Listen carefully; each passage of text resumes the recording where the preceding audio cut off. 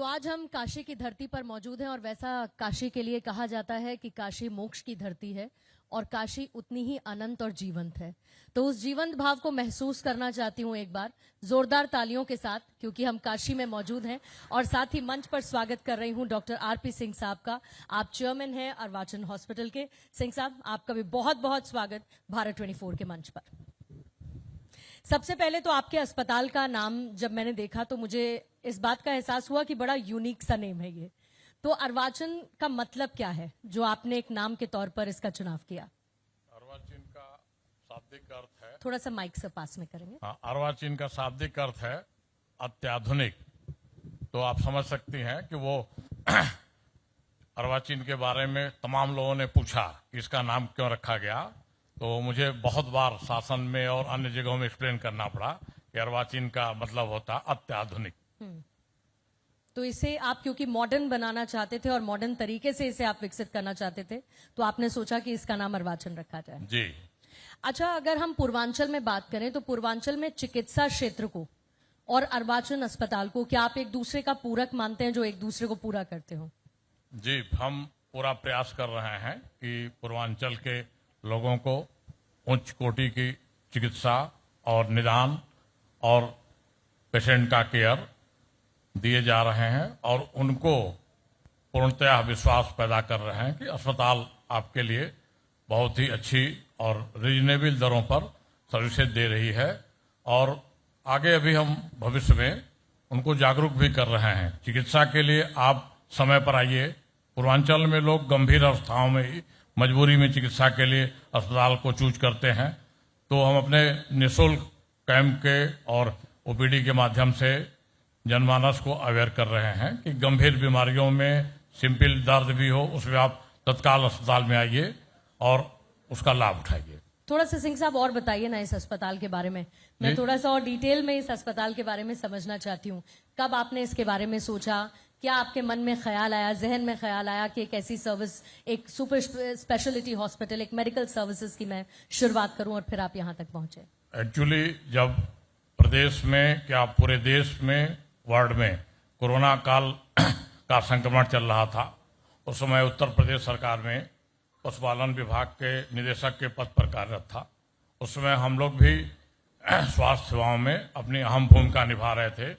अस्पतालों में दवाइयां उपलब्ध करा रहे थे और ऑक्सीजन उपलब्ध करा रहे थे। जितनी भी जान बचाने के लिए व्यवस्थाएं थी वो हम लोग और हमारा डिपार्टमेंट कर रहा था। तो उसी समय से मुझे प्रेरणा मिली कि अभी पूर्वांचल में भी अच्छे और उच्च कोटि के आधुनिक चिकित्सालय की जरूरत है, जिसमें लोगों को त्वरित निदान मिल सके और उच्च स्तरीय इलाज मिल सके। तो मतलब आपने कोविड काल का जिक्र किया, तब आपके मन में ये बीज आया कि एक ख्याल आया कि मैं एक अस्पताल शुरू करता हूं। जो मेरी जानकारी है लगभग 3 साल इस मेडिकल सर्विसेज को आपको शुरू किए हो चुके हैं। निश्चित तौर पर आपने इसके बारे में पहले से ही सोचा होगा, लेकिन आपका इसे लेकर विजन क्या है? आगे आप इसे और कैसे लेकर जाना चाहते हैं, या साथ में आप कोई चुनौतियां देखते हैं क्या? हाँ, इस प्रोफेशन में भी तमाम चुनौतियां हैं, क्योंकि यह प्रोफेशन काफी लंबे समय से और गंभीर प्रॉब्लमों से, चैलेंजों से जूझ रहा है। तो हम लोग पहला काम करते हैं कि मरीजों में विश्वास पैदा करना, दूसरा उनको अच्छी सुविधाएं देना, उनका फीडबैक लेना, ये करते रहते हैं, जिससे हमारी चुनौतियां धीरे धीरे कम हो रही हैं और हम आगे इस अपने अर्वाचीन को इस लेवल पर ले जाना चाहते हैं कि हमारे पूर्वांचल की जनता को आगे दिल्ली, बॉम्बे या बंगलौर जाने की आवश्यकता न पड़े। इस तरह से हम अभी अपने अस्पताल में ओपन हार्ट सर्जरी, कैंसर निदान और कीमोथेरेपी, रेडियोथेरेपी, आंको सर्जरी का मतलब प्लान कर रहे हैं भविष्य में, जिससे कि आगे लोगों की तमाम सुविधाएं उपलब्ध कराई जा सके। आपने एक बड़ी अच्छी बात बोली। आपने कहा कि हम नहीं सोचते कि हम दिल्ली जाएं, मुंबई जाएं या चेन्नई चले जाएं। क्यों ऐसा? लेकिन क्योंकि जब भी कोई इस तरीके का अस्पताल खोलता है तो वो सोचता है कि चलो मेट्रो सिटीज की तरफ चलते, वाराणसी ही क्यों, काशी ही क्यों। आपने सोचा कि मैं बस यहीं पर ये मेडिकल सर्विसेज या चिकित्सीय सुविधा मैं देना चाहता हूँ। ऐसा क्यों सोचा आपने? क्योंकि मेट्रो में लोग जाना इसलिए प्रीफर करते हैं कि वहां पर वो अत्याधुनिक सुविधाएं और अत्याधुनिक उपकरण और हाई टेक्निक उपलब्ध है। तो वो सारी व्यवस्थाएं हम अपने अर्वाचीन में कमिंग वर्ष में उपलब्ध करा देंगे, जिससे लोगों को सारी आवश्यकताएं चिकित्सा से संबंधित यहीं पूर्ण हो जाएगी, फिर आगे जाने की जरूरत नहीं पड़ेगी। नहीं, आपने क्यों नहीं सोचा कि हम मेट्रो सिटीज की तरफ एक्सपेंशन करें अर्वाचीन अच्छा, का? चूंकि मैं पूर्वांचल में मिर्जापुर जनपद में चुनार तहसील में एक गांव नीवी है, वहां छोटे से गांव का रहने वाला हूं। तो चूंकि हमारे जिस मिट्टी में हम पले बढ़े हैं, तो वहां के लोगों की आवश्यकताओं को देखते हुए मैं चाहता हूं कि अपने घर और अपने क्षेत्र के लोगों के लिए यह सुविधा उपलब्ध कराएं, और जिससे कि अपना उद्देश्य ऐसा नहीं था कि मेट्रो सिटी से पैसा कमाना, उनकी सेवाएं करना था। नहीं, तो जिस आपने गांव का जिक्र किया, आपने उस गांव में ऐसा क्या देखा, समस्याएं हैं? क्योंकि हम आज काशी में बैठे हैं और आज काशी एक स्मार्ट सिटी की कैटेगरी में आती है, लेकिन ऐसा नहीं था कि काशी हमेशा से उस कैटेगरी में फॉलन करती थी। तो आप जिस गांव से हैं, वहां कोई तो ऐसा ख्याल आया होगा किसी को देखकर कि काश मैं एक अस्पताल बना पाता तो मेरे गांव के लोगों को कम से कम समस्या नहीं होती। और आज जब आपके गांव के लोग अर्वाचीन आते हैं तो उनको कुछ खास सुविधाएं आपके अस्पताल में दी जाती हैं क्या? जी, जब मैं इंटरमीडिएट लेवल तक अध्ययन कर रहा था गांव से, तो जब भी मेरे गांव से कोई बीमार होता था तो बनारस या बड़े शहरों के लिए और गंभीर बीमारियों के लिए लोग जाते थे। तो मुझे ये प्रेरणा मिली कि अगर ये सुविधा नियर बाई में बनारस जैसे जगहों में उपलब्ध हो जाए तो ग्रामीण क्षेत्र के हमारे इर्द गिर्द के लोगों को सुविधाएं मिल सकती हैं। क्योंकि हमारे क्षेत्र के या गांव के कोई भी मरीज आते हैं, उनको हम निःशुल्क में सुविधाएं उपलब्ध कराते हैं, उनकी सारी सुविधाएं जो भी चिकित्सा संबंधी है पूर्ण करते हैं और उनका केयर भी करते हैं, और उनका कुशल छीन लेने के बाद, ठीक होने के बाद मैं उनसे फोन करके भी उनकी स्थिति पूछता हूं। तो ये फीडबैक मुझे बड़ा संतुष्टि देता है। तो कोई ऐसा है आपके गांव का कोई व्यक्ति आपको फोन करता हो और नाम लेकर आपको कहता हो कि इलाज की जरूरत है तो हम आ रहे हैं, तो आप पहले से इन्फॉर्म कर देते हो कि भाई मेरे गांव से कोई आ रहा है तो खास ख्याल रखना? बिल्कुल, अगर किसी ने इन्फॉर्म कर दिया, अगर उसके पास व्हीकल या एम्बुलेंस की व्यवस्था नहीं है तो मैं यहाँ से अपने अस्पताल से एम्बुलेंस की सुविधा उपलब्ध कराता हूँ, और चिकित्सालय में जितनी बेस्ट सर्विसेज हैं उनके लिए मैं उपलब्ध कराता हूँ। मैं प्रतिदिन उनका हालचाल लेता रहता हूँ, उनके रहने खाने की सारी व्यवस्था अस्पताल से कराता हूँ। तो आप कभी जैसे अब अपने गांव में वापस जब जाते हैं जी, तो वहां के लोग आपको कितना आशीर्वाद देते हैं, क्या कहते हैं आपसे कि बड़ा मुकाम हासिल कर लिया और गांव के लोगों के लिए आप अच्छा काम कर पा रहे हैं? जी, बहुत लोगों का दुआएं और आशीर्वाद हमारे साथ हैं, जिससे हम लोग हमेशा इस लाइन में अग्रसर बढ़ते जा रहे हैं। तो आप और कौन कौन सी अर्वाचीन हॉस्पिटल में कौन सी ऐसी एडवांस टेक्नोलॉजीज हैं जिनको लाने की तरफ आप अग्रसर हैं? इसका एक्सपेंशन आप किस तरीके से सोच रहे हैं? अभी हम कमिंग वर्ष में ओपन हार्ट सर्जरी शुरू करने जा रहे हैं। हमको लगता है कि अगले महीने से हमारी ओपन हार्ट सर्जरी शुरू हो जाएगी। दूसरा, कैंसर के क्षेत्र में हम जो है एडवांस डायग्नोस्टिक, कीमोथेरेपी, रेडियोथेरेपी और आंको सर्जरी भी ले आ रहे हैं। इसके बाद हमारा फर्दर स्टेप होगा लिवर ट्रांसप्लांट और किडनी ट्रांसप्लांट का, जिसके लिए कि हमारे क्षेत्र की जनता को ये सारी सुविधाएं यहीं एक बिल्डिंग के अंदर मिलती जाए और समस्त डायग्नोस्टिक फैसिलिटीज हमारे हॉस्पिटल के अंतर्गत उपलब्ध हो जाए। ये तो चलिए आपके अस्पताल की बात हो गई। अब मैं चिकित्सा सुविधाओं की तरफ आ जाती हूँ, मेडिकल सर्विसेज की तरफ। आपको लगता है कि हमारे देश में कई बार इलाज बहुत महंगा, खासतौर से जो प्राइवेट हॉस्पिटल्स होते हैं, जब लोग जाते हैं, कुछ लोग अफोर्ड कर सकते हैं, कुछ लोग नहीं अफोर्ड कर सकते हैं, तो ऐसे में आपको लगता है कि चिकित्सा प्रणाली लोगों के लिए अफोर्डेबल होनी चाहिए ताकि इलाज फौरी तौर पर मिल सके? इसमें आप पूरे देश भर में और वाराणसी में कितना बदलाव महसूस कर पाए हैं? चूंकि अब मेडिकल ट्रीटमेंट जो है ना बहुत महंगा होता जा रहा है जी। और बहुत जो गरीब लोग हैं या मतलब बिलो गरीबी के लेवल में हैं, उनको इलाज कराना बहुत ही मुश्किल हो रहा है। तो भारत सरकार की जो प्रधानमंत्री आयुष्मान योजना है उसके अंतर्गत हम लोग 5 लाख तक की मुफ्त चिकित्सा सुविधा उपलब्ध करा रहे हैं। बाकी हमारे अस्पताल का जो भी प्रोसीजर है, ऑपरेशन है, बहुत ही रीजनेबल है। आप उसकी कंपेयर करेंगी तो मिनिमम दरों पर, भारत सरकार द्वारा जो निर्धारित मिनिमम दर है उस पर हम सर्जरी और ट्रीटमेंट उपलब्ध करा रहे हैं। आपको लगता है कि सरकारी अस्पताल पिछले कुछ समय में बेहतर हुए हैं? जरूर सरकारी अस्पतालों में सुविधाएं कुछ विगत वर्षों में अच्छी उपलब्ध हुई हैं। अच्छा, अत्याधुनिकता के लिहाज से जब आप देखते हैं कि आजकल जो हॉस्पिटल की सर्विसेज इवॉल्व हुई हैं, जैसे एक फोन की एप्लीकेशन पर सब कुछ अवेलेबल होना, डॉक्टर से अपॉइंटमेंट लेना या वर्चुअली डॉक्टर के साथ कंसल्टेशन करना, इसे आप एक बड़ा ब्रेक थ्रू देखते हैं क्या मेडिकल सर्विसेज में? लोगों के लिए थोड़ा आसान बनाया है इन सब चीजों ने? जी, इसके लिए हमारी टीम काम करती रहती है। बराबर किसी को फोन पर अपॉइंटमेंट देना या उनके सर्जिकल के लिए नाइट में भी कोई पेशेंट अगर सीरियस आता तो हमारे सुपर स्पेशलिटी डॉक्टरों की सुविधाएं उपलब्ध रहती हैं। काशी को आपने कितना बदलता हुआ देखा है डॉक्टर साहब?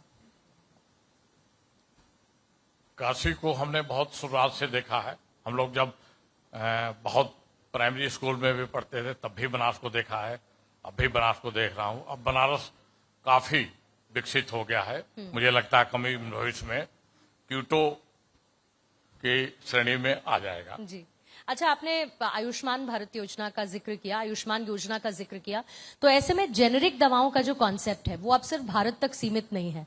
जेनेरिक दवाएं ऐसे बहुत सारे देश हैं जो भारत से मंगाते हैं। आपको लगता है ये इनका एक्सपेंशन भारत के लिए बहुत इंपॉर्टेंट है और भारत के अंदर जेनेरिक दवाओं की उपलब्धता उन लोगों के लिए बहुत बेहतर साबित हुई जो शायद वो महंगी दवाइयां नहीं खरीद सकते थे?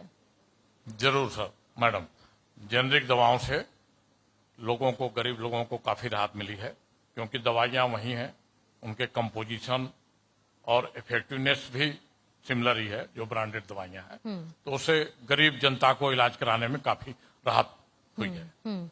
तो काशी की क्योंकि आपने बात की, तो काशी में आपको लगता है कि पहले के कंपैरिजन में, मैंने इसीलिए मैं बात कर रही हूं क्योंकि अब काशी बहुत बदला है पहले के कंपैरिजन में, और खास तौर से प्रधानमंत्री का तो संसदीय क्षेत्र है, उनकी एक कर्म भूमि है, तो ऐसे में प्रधानमंत्री ने बनारस पर काफी ध्यान भी दिया है एक सांसद यहां से होने के नाते। आपको लगता है कि उनका एक फोकस मेडिकल सर्विसेज के अलावा काशी में और किन किन चीजों पर रहा? क्योंकि काशी को आप बहुत अच्छे से जानते हैं, तो मुझे लगता है बता पाएंगे। मेडिकल सर्विसेज के अलावा जी, यहाँ बनारस गलियों का शहर है, तो सड़कें यहाँ पर बहुत चौड़ी की गई, बिजली की व्यवस्थाएं बहुत अच्छी की गई और रोजगार की भी व्यवस्थाएं यहाँ पर बढ़ी हैं, तो लोगों में आर्थिक स्थिति भी अच्छी हुई है रोजगार होने से। बाकी काशी का जीर्णोद्धार हो गया, काशी कॉरिडोर जो बन जाने से यहाँ पर्यटक भी बहुत आने लगे, तो काशी जो है वर्ल्ड लेवल के नक्शे में पहुंच गया है प्रधानमंत्री जी के मतलब एक कठिन मेहनत से। आज भी आगे भी काशी का विकास अभी चलता जा रहा है। यहाँ स्टेडियम बन रहा है, हमको लगता है कमिंग भविष्य में मेट्रो भी आ जाएगी, तो इसका विकास बहुत ही तेजी से हो रहा है और बड़ा बनारस की जनता और पूर्वांचल के लोगों के लिए एक बहुत बड़ा गौरव का विषय है। अब क्योंकि आपने पूर्वांचल का जिक्र कर दिया तो मुझे कनेक्टिविटी की बात करनी होगी, क्योंकि मैं भी जब यहाँ पर कभी आती हूँ तो पहले के अगर मैं तुलना करूं तो अब सड़कों का जाल बहुत बदल गया है, हाईवेज बन गए हैं, लोगों के लिए बड़ी सुविधाएं हो गई हैं, दूरी जो उनका रास्ता होता था उसका समय बहुत कम अब हो गया है। तो आपको लगता है कि इंफ्रास्ट्रक्चर के लिहाज से, हाईवेज और कनेक्टिविटी के लिहाज से भी काशी में एक बड़ा बदलाव आपने देखा है? हाँ, बहुत बदलाव हुआ है। ये रिंग रोड जो बनी है, अभी गंगा एक्सप्रेस वे भी बन के बनारस तक आ रही है, अभी विंध्याचल एक्सप्रेस भी काशी से जुड़ने जा रही है, तो यहाँ पर जितनी भी सड़कों का जाल बना है उससे लोगों को, जो हम लखनऊ पहले 6 घंटे में पहुंचते थे, अब हम 3.5 घंटे में लखनऊ पहुंच जाते हैं और उस दिन अपना काम करके वापस भी लौट आते हैं। तो ये व्यवस्था होने से एक फायदा हुआ कि व्यवसाय के दृष्टिकोण से भी सड़कों का विकास होना अच्छा रहा और तमाम चीजें इन सड़कों के माध्यम से विकसित हुई। इसी को मैं थोड़ा चिकित्सा सुविधा से जोड़ देती हूँ, क्योंकि ऐसे बहुत सारे लोग हैं जो दूर दराज के इलाकों से आते होंगे, बनारस आते होंगे कि अर्वाचीन में आके हम अपना इलाज करवाएं, तो समय बहुत इंपॉर्टेंट होता है किसी भी इलाज के लिए। कहते हैं कि जरा सी देरी जो है वो आपके जीवन पर भारी पड़ सकती है। तो आपको लगता है कि जब रोड्स बनाई गई, हाईवेज बनाए गए, तो आसपास के बहुत सारे जिलों को कनेक्ट करते हुए उनके लिए ये सुविधा भी हो गई कि हमें अस्पताल भी जाना है, बनारस जाना है, अर्वाचीन जाना है, तो हम जल्दी पहुंच जाते हैं?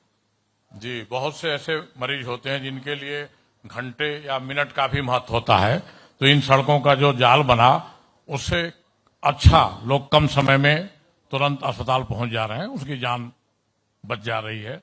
ये एक बहुत बड़ी उपलब्धि है। अच्छा, आने वाले 5 सालों में चिकित्सा के क्षेत्र में आप काशी में कैसे बदलाव देखना चाहते हैं?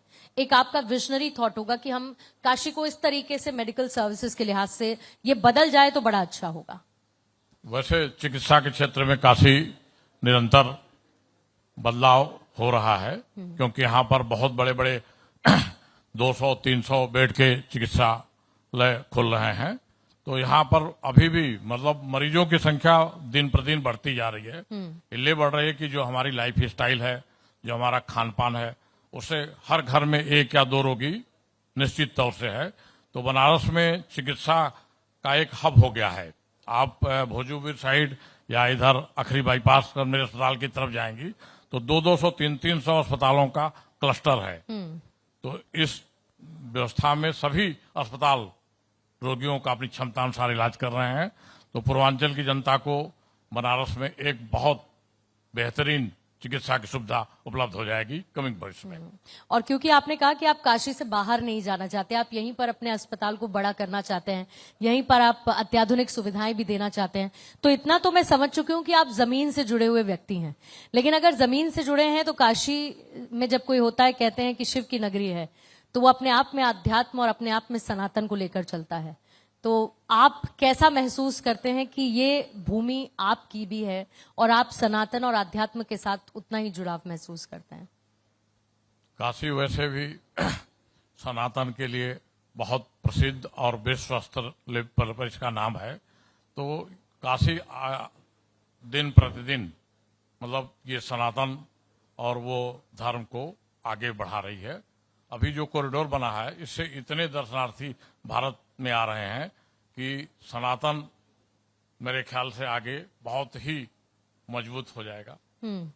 अच्छा, क्योंकि आप मॉडर्नाइजेशन की भी साथ साथ बात करते हैं डॉक्टर साहब, तो ये जो मॉडर्नाइजेशन में आजकल ये जो भजन संध्याएं होती हैं, जो यूथ भजन संध्याओं की तरफ जा रहा है, भजन रैप होता है, इसको आप कैसे देखते हैं? मतलब is it just for vibe या फिर वाकई में वो सनातन और अपने धर्म के प्रति जो यंगस्टर्स हैं ये उनका जुड़ाव है? कैसे देखते हैं आप इसको?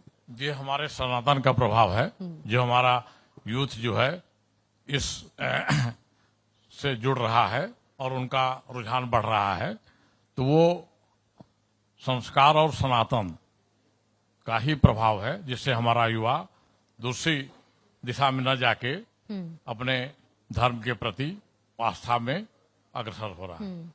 अच्छा, यहाँ पर घाट घाट का अपना महत्व है और क्योंकि बनारस में तो वो इतने घाट हैं, कहते हैं कि जब आप जिस भी घाट जाएं, आप 80 घाट जाएं तो आप अलग एहसास लेकर जाएंगे, आप दशाश्वमेध घाट जाएं तो आप अलग एहसास लेकर जाएंगे। आप सबसे ज्यादा अपने खाली समय में किस घाट पर वक्त बिताना पसंद करते हैं? मैं अपने खाली समय में सबसे ज्यादा समय 80 घाट, दशाश्वमेध घाट और कॉरिडोर, काशी कॉरिडोर घाट पर बिताता हूं। और वहां मुझे बहुत ही आत्मिक शांति मिलती है। लगता है कि काशी में सब कुछ है, मोक्ष का द्वार भी यही है। तो आत्मज्ञान होता है और अपना जो अंदर की चेतना है वो वहां जाने के बाद जागृत होती है। कितना जरूरी है, क्योंकि यहाँ तो साधु संत हैं, बड़ी संख्या में हैं, सनातन का उद्गम यहाँ से होता है, गंगा जी यहीं से जो है निकलती हैं और आपस में जोड़ते हुए सबको चलती हैं। तो कितना एक बैलेंस होना चाहिए या साथ साथ चलना, अत्याधुनिकता और जो हमारा ट्रेडिशन है, जो हमारी सांस्कृतिक विरासत है, उसको साथ साथ लेकर चलना कितना जरूरी है? देखिए, जो आधुनिकता और जो लाइफ स्टाइल चल रही है वो तो हमारे नए जनरेशन के लिए बहुत अच्छी नहीं है और वो हो सकता है भविष्य में भी उनके लिए बड़ा अच्छा ना हो। लेकिन हम जो आध्यात्म में हमारी जनरेशन की रुझान होगी तो वो उनके आगे के लिए, उनके लाइफ के लिए बहुत ही वरदान साबित होगा। वो इससे जुड़ के अपने भविष्य को भी अच्छा कर सकते हैं। और जैसा भी कहा जाता कि काशी में लोगों को मोक्ष प्राप्त हो जाता है, तो मैं नहीं कह सकता कि सभी लोग घाटों पर बहुत समय दे पाते होंगे, लेकिन जितना उनको समय मिले वहां पर जाके बैठ के थोड़ी देर एकांत में गंगा की लहरों को देखते हुए अपना आत्मचिंतन करेंगे तो निश्चित तौर से उनके अंदर जो एक शक्ति है, चेतना है, आध्यात्मिक चेतना जागृत होगी और उनका भविष्य जो है आगे अच्छा होगा। कुछ खास जो आप इस मंच से प्रधानमंत्री नरेंद्र मोदी से कहना चाहते हैं, क्योंकि उनका संसदीय क्षेत्र है, इसीलिए मुझे लगता है कि आपके मन में बहुत सारी भावनाएं होंगी कि आप प्रधानमंत्री मोदी से कह पाए, बदलाव के लिहाज से, शहर के लिहाज से। प्रधानमंत्री जी का बनारस का संसदीय क्षेत्र मुझे लगता है उनका तीसरा कार्यकाल है। उन्होंने अपने कार्यकाल में काशी का कायाकल्प कर दिया, यहाँ पर इतना विकास की गंगा बहा दी और जैसा कि उन्होंने पहले चुनाव में कहा था कि इसको क्यूटो ही बना दिया जाएगा, तो मुझे लगता है कि इस कार्यकाल में काशी क्यूटो में तब्दील हो जाएगा। ये हम लोगों के लिए बहुत ही गौरव का विषय होगा। और प्रधानमंत्री जी जब जब कहीं जाते हैं तो एम्स की बड़ी सौगातें देते हैं, क्योंकि आप मेडिकल फील्ड से ही हैं। कितना इंपॉर्टेंट आप मानते हैं कि ये हो, क्योंकि पहले गिने चुने एम्स हुआ करते थे, अब उनकी तादाद भी बढ़ती जा रही है, तो सरकारी मेडिकल सुविधाएं लोगों तक पहुंचे, इसकी एक कोशिश मेडिकल फ्रेटर्निटी के लोगों को भी बड़ी राहत देती होगी, क्योंकि जब बोझ बढ़ता है तो बड़ी समस्या होती है। नहीं, अभी तो हमारे देश में बहुत एम्स बन गए, जिसे जो लोगों को एम्स में पहले बहुत दिनों बाद नंबर मिलता था, तो इसको देखते हुए अब काफी व्यवस्थाएं बदल गई हैं। लोगों को त्वरित एम्स में, पीजीआई में चिकित्सा की सुविधा उपलब्ध हो जा रही है। नहीं, तमाम लोग लाइन में लगे होते थे, पता चला कि उनको इलाज मिलने के पहले ही उनका जीवन समाप्त हो जाता था। तो ये हमारे प्रधानमंत्री जी की वो एक महानता है, जो कि स्वास्थ्य के विषय में इतना काम करते हैं। देश में यहाँ पर बनारस में भी आते हैं तो बहुत बड़ी बड़ी परियोजनाओं में बड़ा ही वो फंड देते हैं जी, जिससे कि हम लोगों को जमीनी स्तर पर विकास दिखाई दे रहा है। जी, चलिए यूं ही काशी विकास के रास्ते पर आगे बढ़ता रहे। और क्योंकि हम कह रहे हैं कि विकसित काशी, विकसित उत्तर प्रदेश, विकसित देश और सबका साथ सबका विकास यूं ही चलता रहे। आपका बहुत बहुत शुक्रिया सिंह साहब, आपसे चर्चा की, न सिर्फ आपके मेडिकल फील्ड से जुड़ी हुई बल्कि सनातन और काशी के महत्व को लेकर भी आपने समय दिया। आपका बहुत बहुत धन्यवाद। धन्यवाद। एक बार जोरदार तालियां इस बातचीत के लिए। धन्यवाद। सर आप प्लीज मंच पर ही रुकिएगा। Thank you so much Purnima. Sir please आप मंच पर ही रुकिएगा। और मैं रिक्वेस्ट करूंगी डॉक्टर अनीता हाडा मैम से कि प्लीज मैम आप मंच पर आए। मनोज जिज्ञासा सर आप भी मंच पर आए। और साथ ही साथ मैं रिक्वेस्ट करूंगी गुड़ाकेश शर्मा, अपर सचिव वाराणसी विकास प्राधिकरण, सर आप भी प्लीज मंच पर आए।